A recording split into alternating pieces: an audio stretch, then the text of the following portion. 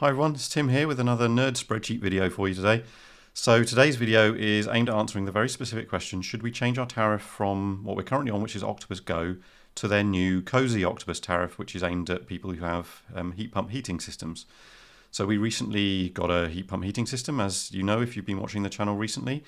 We've gone for air-to-air rather than air-to-water. So that does slightly complicate the situation because I believe that the Cosy Octopus is aimed at only air-to-water. But you know, we might be able to convince them that we could go on to Cosy Octopus instead. But yeah, this spreadsheet that I've built for you today is extremely complicated and it took me ages to make, but it's been extremely interesting and I'd like to share it with you today and also make the spreadsheet available for you to download yourself and make a copy of, so that you can tinker with it and come to your own conclusion about whether or not you think either Octopus Go or Cosy Octopus would be better for you. So yeah, let's get down to it and I will run through the whole thing for you now.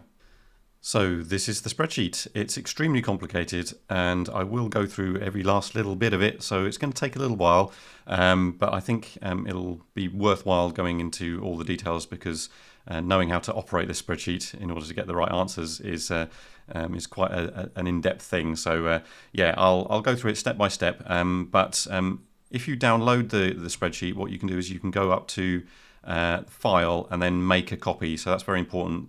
That gives you a copy that you can then change yourself rather than requesting access to the master copy, which is what I've got here. This will give you your own version that you can then tinker with. So yeah, go to file, make a copy, and then you can do what you like. And on that basis, I've added a page of instructions at the beginning over here. So we've got these tabs right along the bottom here, and they go more or less in order. And the notes here will describe what you need to do in order to make the changes to the spreadsheet to make it more suitable for your own system and your energy usage, because obviously the answer as to which tariff you should be on is absolutely dependent on your particular circumstances and what your needs and demand is for your home. So I'm not going to go into all of these details here, but basically this follows on from my previous spreadsheet video where I've been downloading a lot of historical data from this Visual Crossing link here that I provided in the notes here, where I've downloaded specific historical data for my location in order for you to get your own best answer. You'd have to get the data for your own location. So I recommend going and downloading your own data. And what you would do then is you would add it into this tab here, and I've left some space for you to do that. But the first thing we shall do in order to set up the spreadsheet properly is we need to define an approximate demand profile. So this is what you typically use for your base load demand, excluding heating. So and excluding hot water if you use electricity for your hot water. I'll explain why in a little bit, because that can be important as well.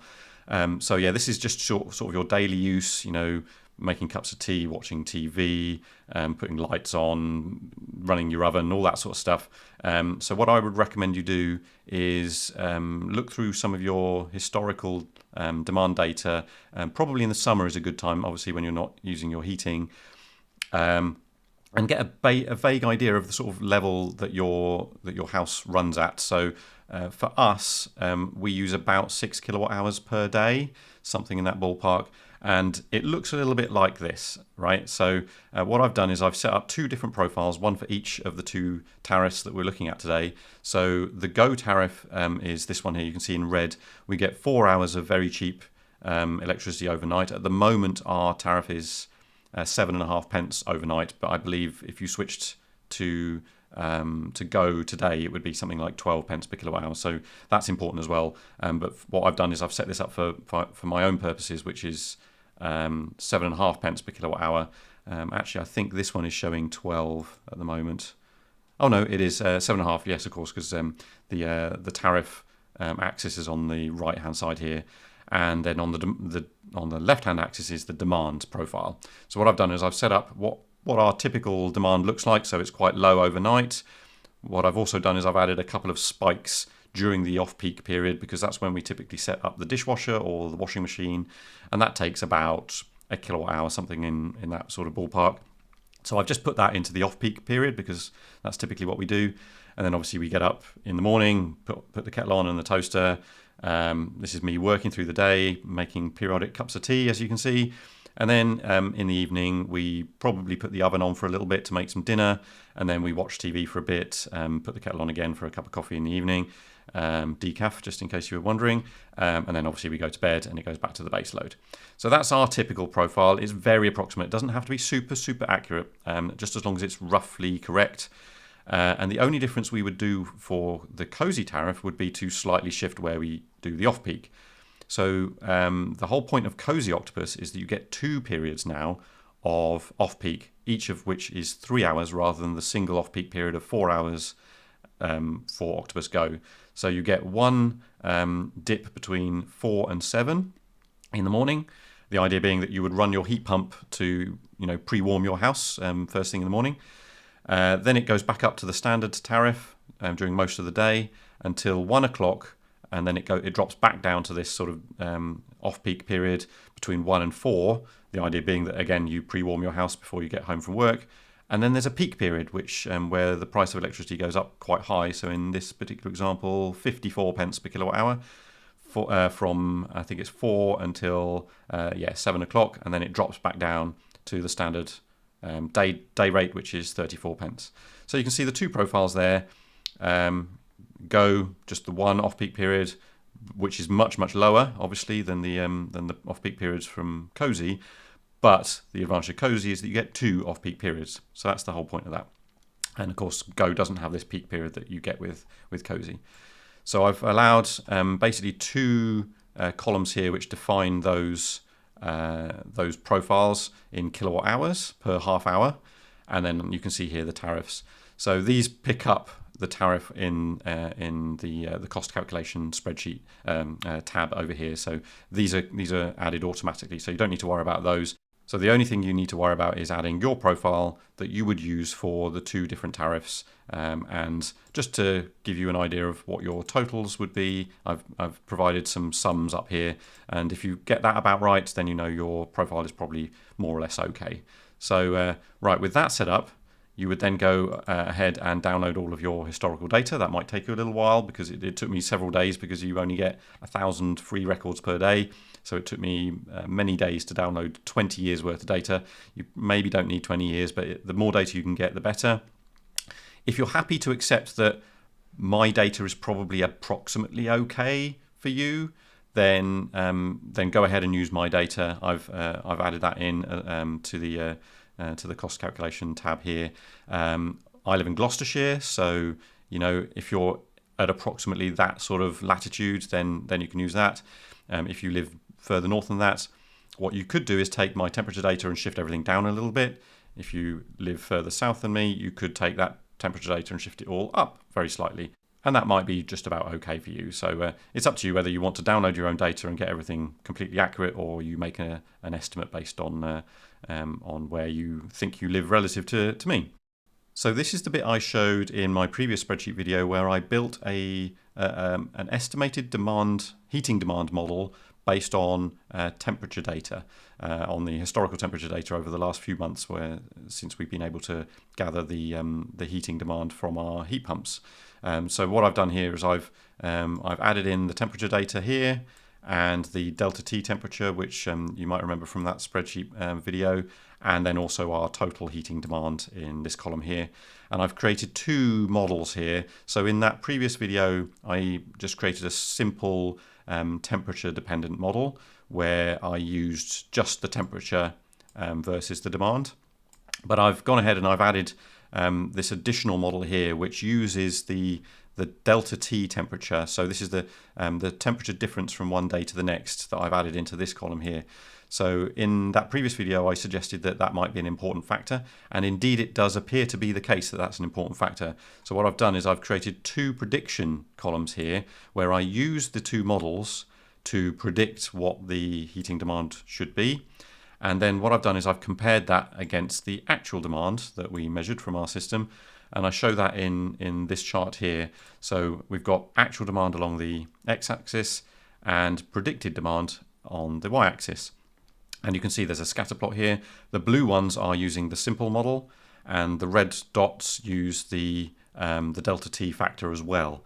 So what you can see is actually most of the red dots are a little bit closer to this best fit line than the blue dots are.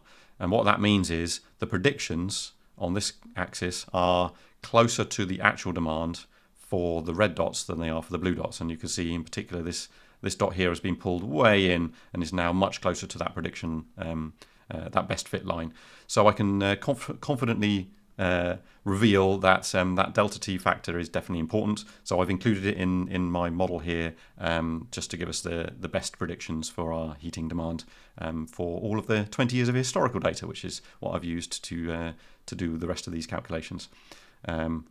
So yeah, and just to show that in a different form, this is the actual demand in the black line here, and then the two different models in blue and red.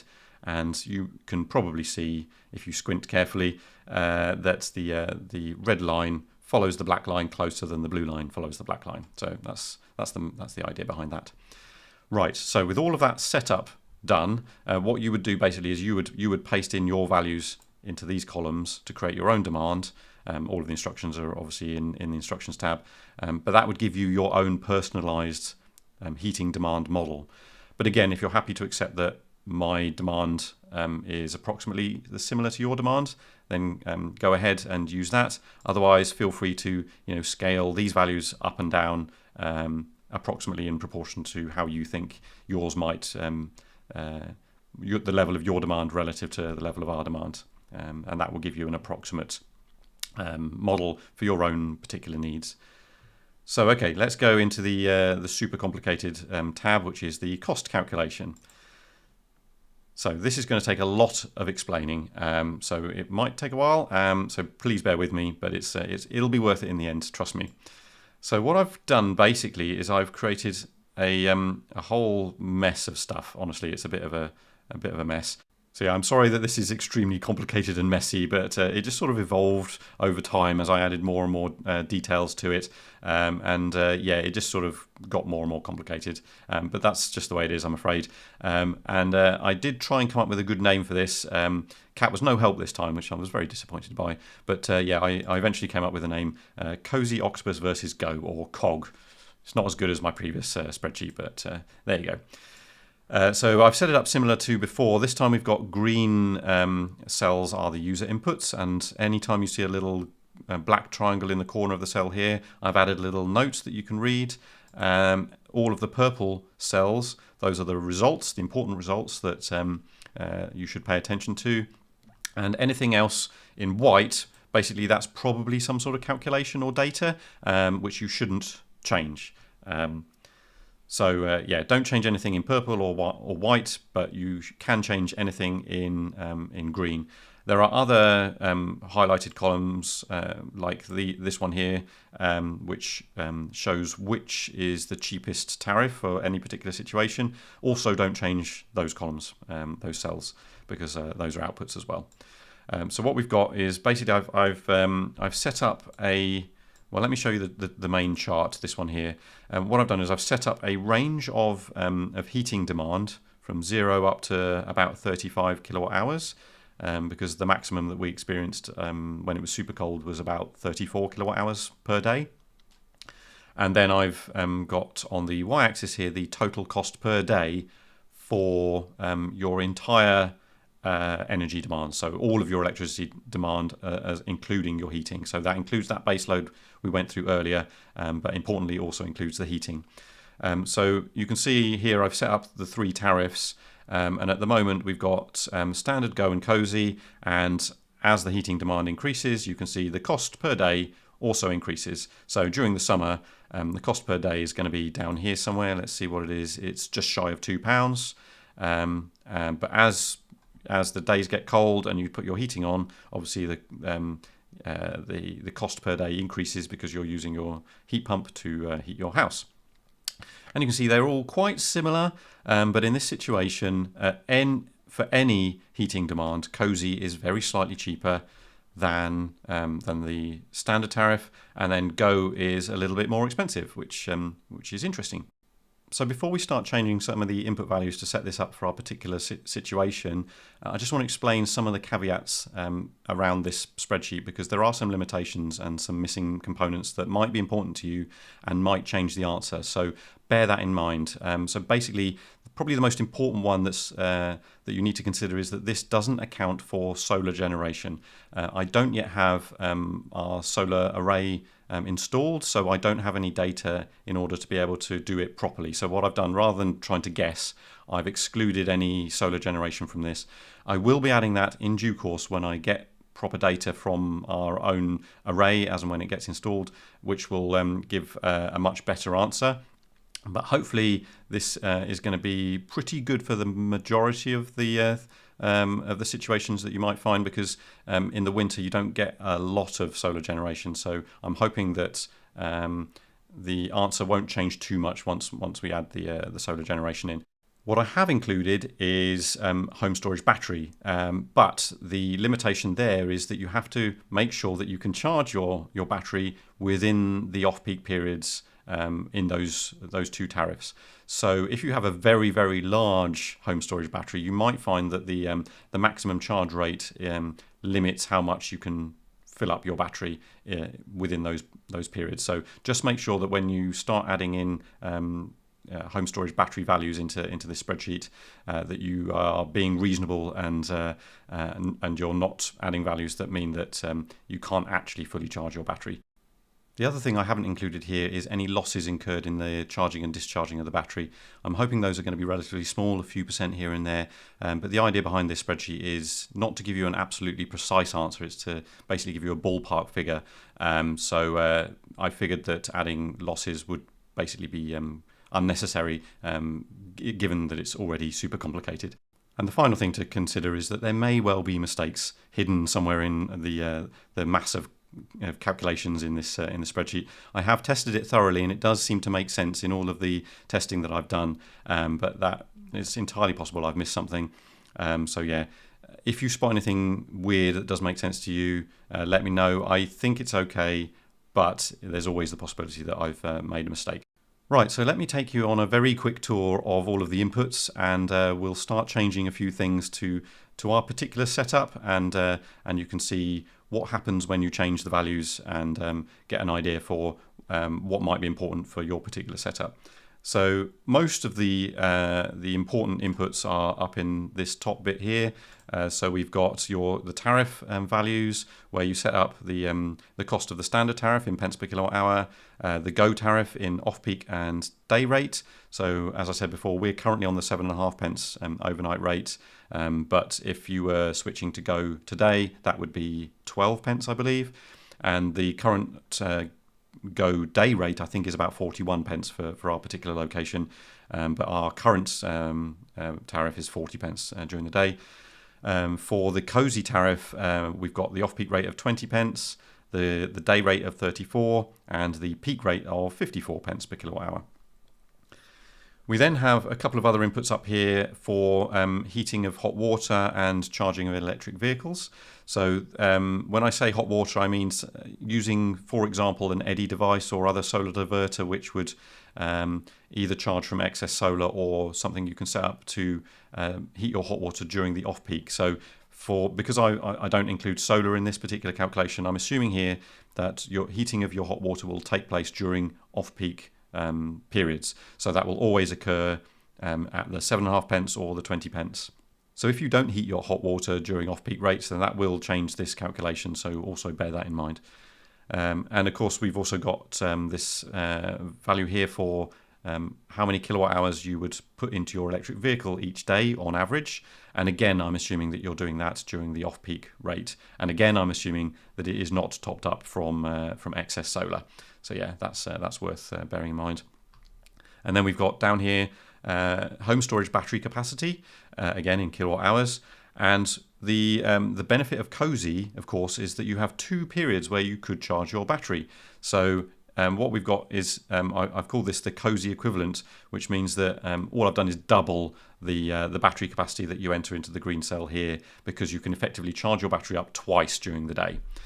So that's something worth bearing in mind as well, because if you do charge your battery and discharge it more often that could shorten the lifespan of your battery. So if you're considering doing that and charging your battery during both periods of the Cosy off-peak period, that might have an impact on your battery lifetime. So yeah, something to bear in mind as well.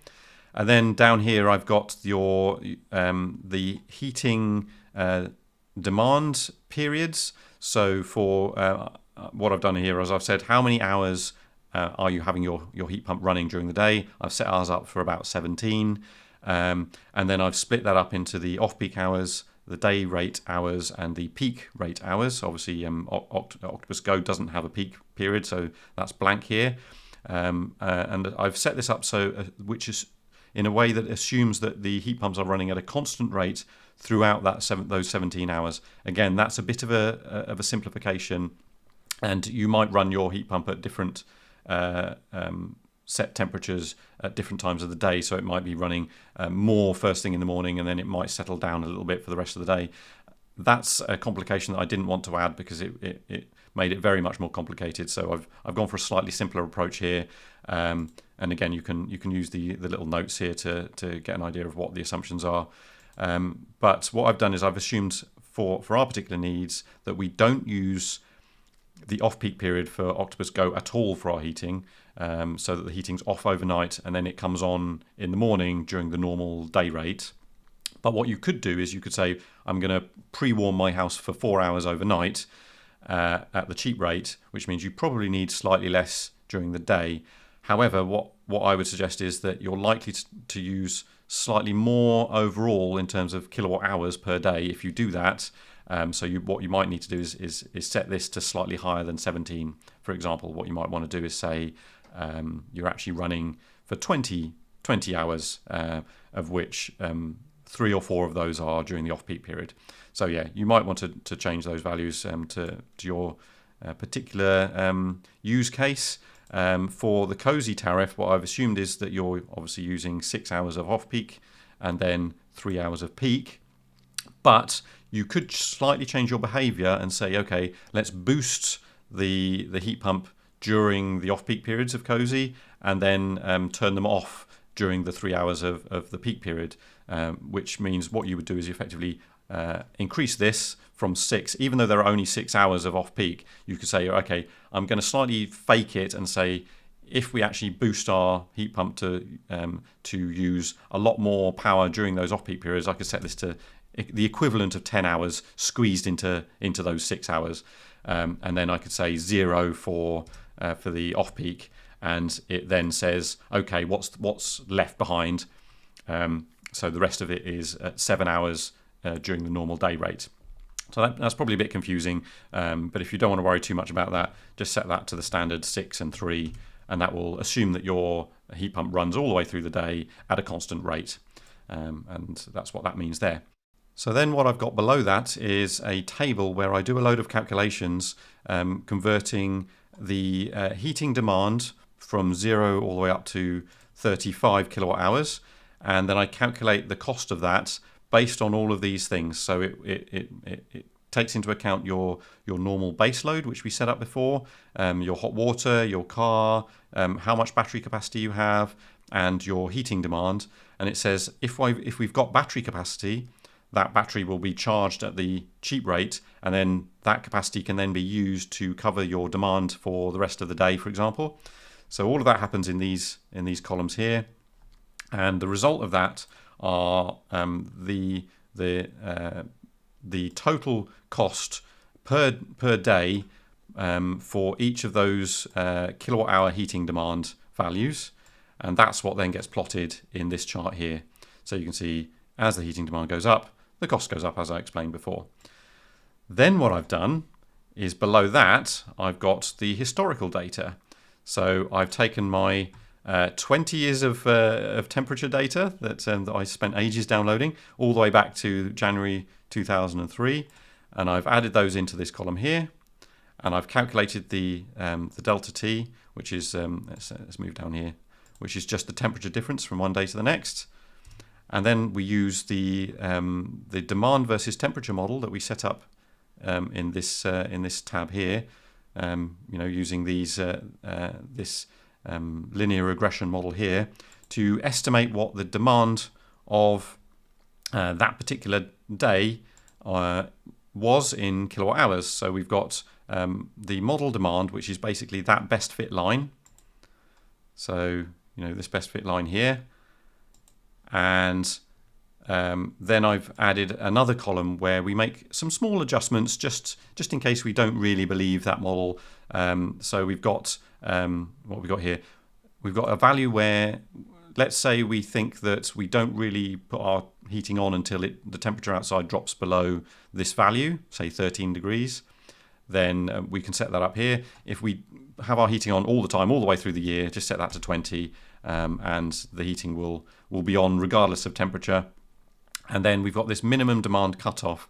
So that's a little value where you can say, okay, if the demand, my heating demand for that day would have been less than or equal to 5 kilowatt hours in this example, then it just sets it to 0. But again, if we want to leave the calculation unaffected, we can set that to 0. And you can see this is the last 20 years of data converted into estimated daily heating demand in kilowatt hours. And you can see it rises and falls based on the temperature. So in the winter, it's obviously very high, and in the summer, it drops down. But you can see that even in some of the summer months, according to this model, we would have some heating demand. So if you don't believe that that's the case for you, you can tinker with these values. Say set that to 13, set this one to 5, and you can see now that some of those summer days are no longer covered by the heating. And to give you an idea of what that looks like for an example year, so here we've set it up for the 2021 to 2022 winter period. You can see what that looks like. So what you can do is you can change those values and see where the heating then gets truncated, basically. So the red line is what you would get if you assumed that your heating was on all through the year and it just responded to the temperature.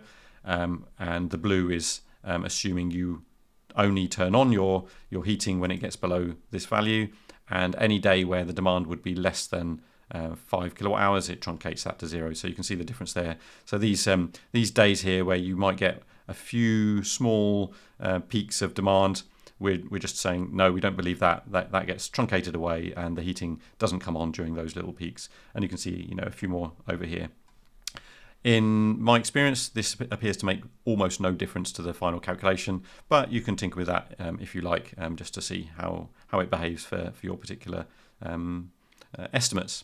So you can see I've added a little table here in purple, and that shows the sort of final results of all of those calculations for the 3 different tariffs over the last 20 years. Basically, it takes all of that historical data, does all of the calculations using the current tariff rates, and gives you a total cost of what your electricity cost would be for that 20-year period, assuming current tariff rates. And then I've divided that by 20 to give you an average 1-year cost.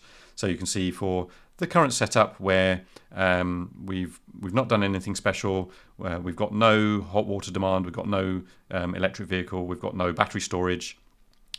The 3 different tariffs come out at around about £2,000.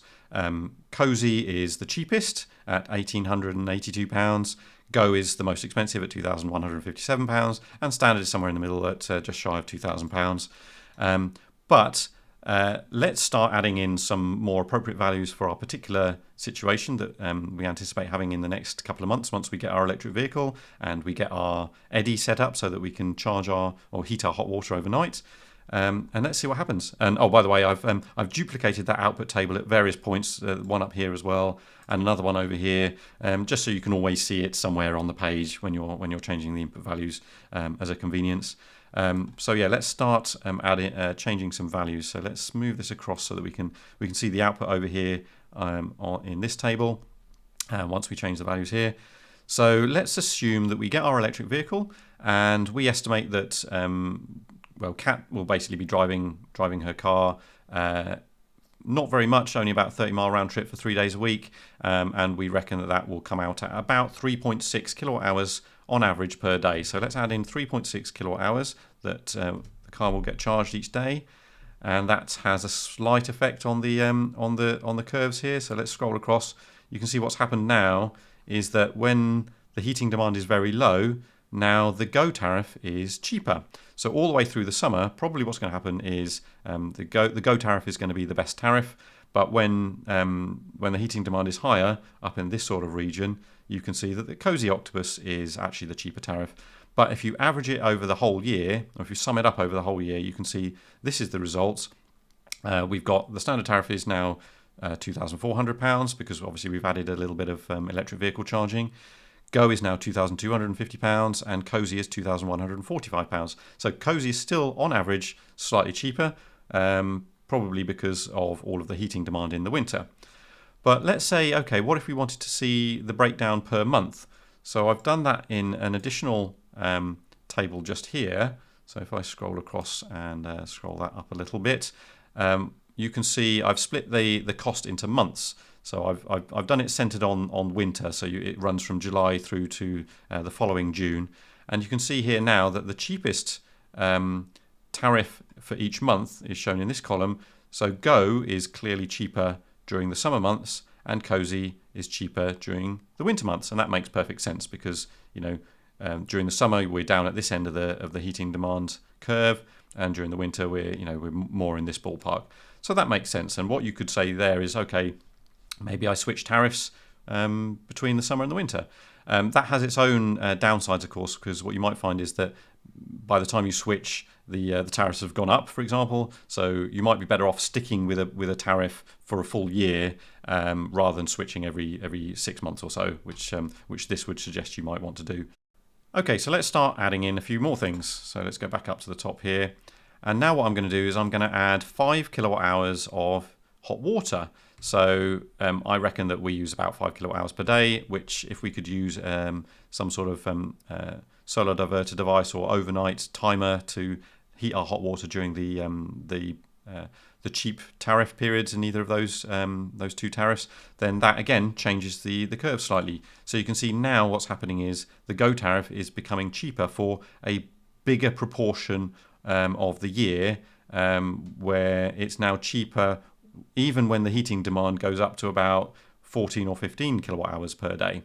So let's see what how that affects the monthly values.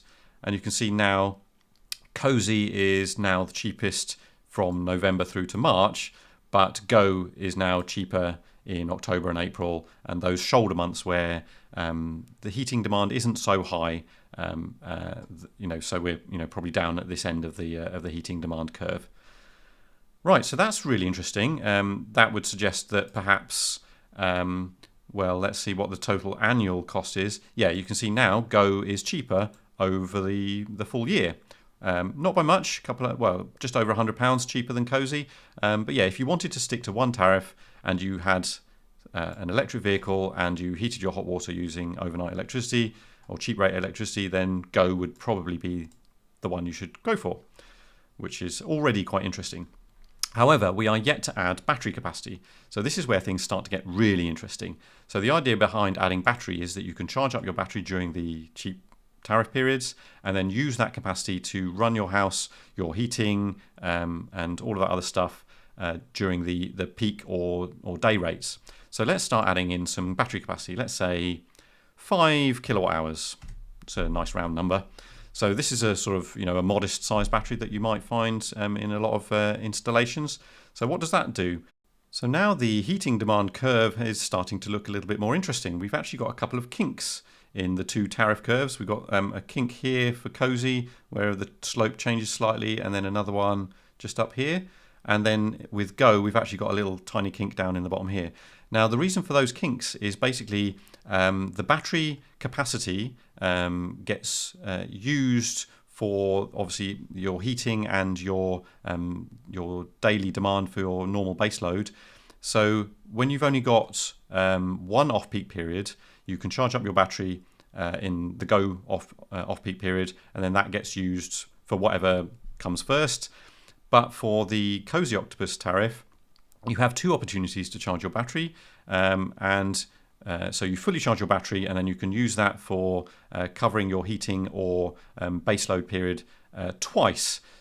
which means you effectively get double the capacity. So what I've done to simulate that is in this cell here where I calculate the Cosy equivalent, I've basically doubled the battery capacity you enter here, and then that can be used effectively to cover twice as much of your usage. So you get twice as much off-peak electricity from your battery. However, of course, for Cosy Octopus, that off-peak tariff is slightly higher than the off-peak tariff for Go, which is why you get this slight difference in the two curves. So you get these two kinks because you can charge your battery twice for Cosy, and you get this one kink because you can only charge your battery once on Go. But this has now pulled the Go curve way down when your heating demand is very low. So has that changed the answer very much? No, not particularly actually. We've still got Cosy as the best option between November and April. That's fine. Okay, so maybe let's try a little bit higher battery capacity. Let's say 9 kilowatt hours, which would be, let's say, a Give Energy 9.5 kilowatt hour battery, and you're reserving a little bit just to be safe.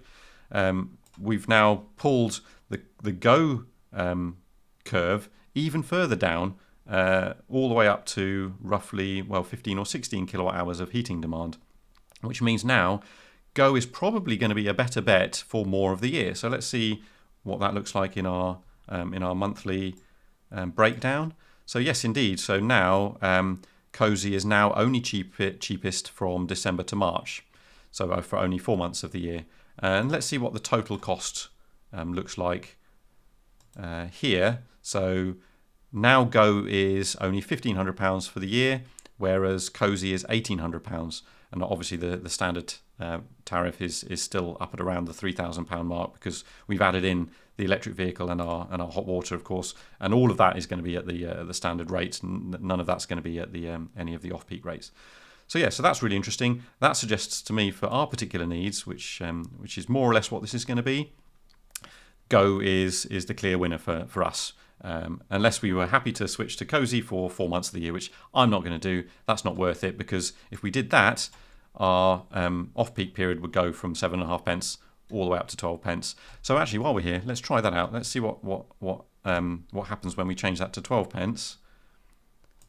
So now you can see that Go and Cosy are very similar to each other. We've now got both of them around about the £1,800 mark. And what does that look like with the monthly breakdown? Yeah, so now Cosy is cheaper from November all the way through to April. So that's interesting. So for us, I would prefer to stay on the 7.5 pence for the remaining time that we're on that tariff. And as and when that tariff comes up for renewal, we'll make our decision at that point. But yeah, for us, sticking with Go is probably the right thing to do. So that's basically the answer. What you should do now is, if you're interested, you should take a copy of the spreadsheet, change all the values to your particular setup, and see what the answer is, either for the full cost or for the monthly breakdown. And if you're interested in seeing how that monthly breakdown looks for different months, what your heating demand would have been over the last 20 years, say, I've set up a little cell here where you can change the year. So, and then let's see if I can shift it up slightly. Yeah, there you go. You can see this is an example of the heating demand from the historical data for the 2021 to 2022 year, as before. So this is a copy of the one that I showed you earlier over here, and the reason I've made a copy is because obviously it's easier to see over in this side for when you change this cell, rather than having to scroll backwards and forwards across the spreadsheet. So yeah, this is what the heating demand would have looked like for 2021, and let's change it to 2020, for example, and you can see the chart updates, and you can go back through your historical gas bills or electric bills, for example, and see what it would have been like back then compared to what this model suggests, and see if it makes any sense.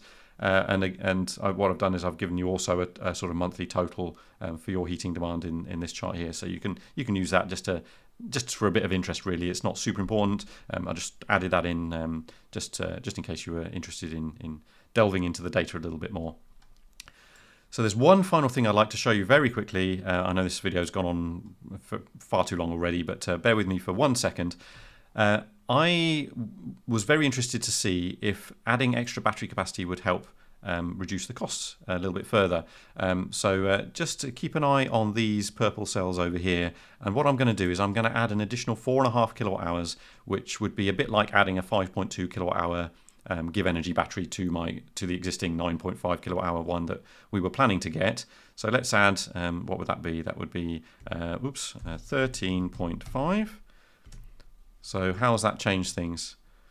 Well, there you go. So Cosy, interestingly, didn't change very much. It changed by very little, whereas the Go tariff dropped by several £100. So let me just go back to 9 kilowatt hour battery. So we've gone from, for Cosy, 1804, Go is 1500, 13.5. So yeah, Cosy only dropped by a few tens of pounds, whereas Go has dropped by over £300 per year. So that's really interesting. Now, the reason that Cosy didn't change very much, but Go did, is because when you're using Cosy, you can effectively charge your battery twice.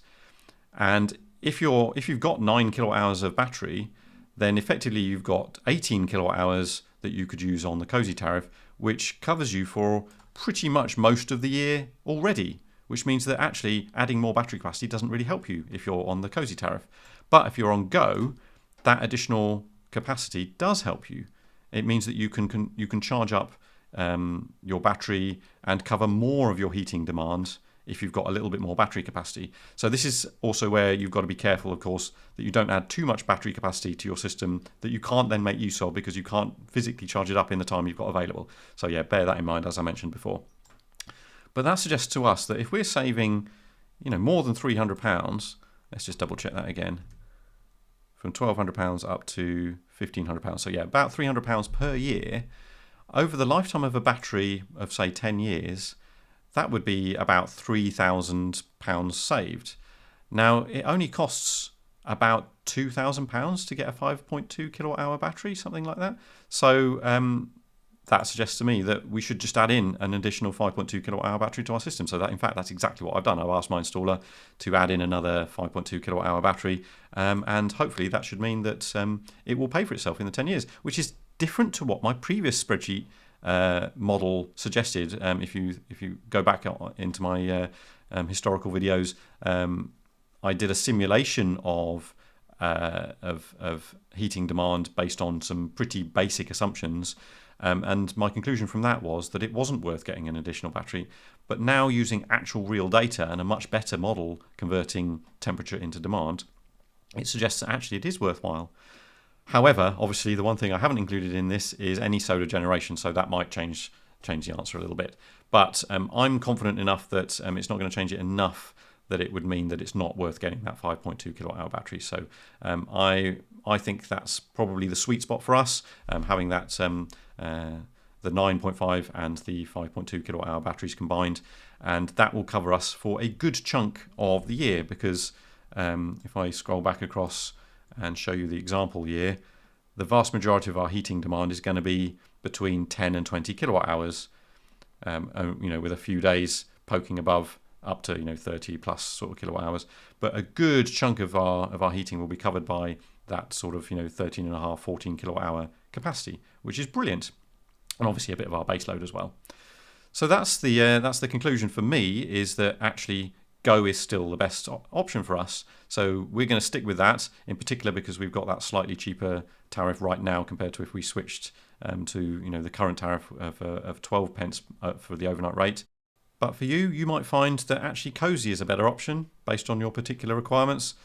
So yeah, take a copy of the spreadsheet, add in your values, tinker with the settings, and see how it turns out for you.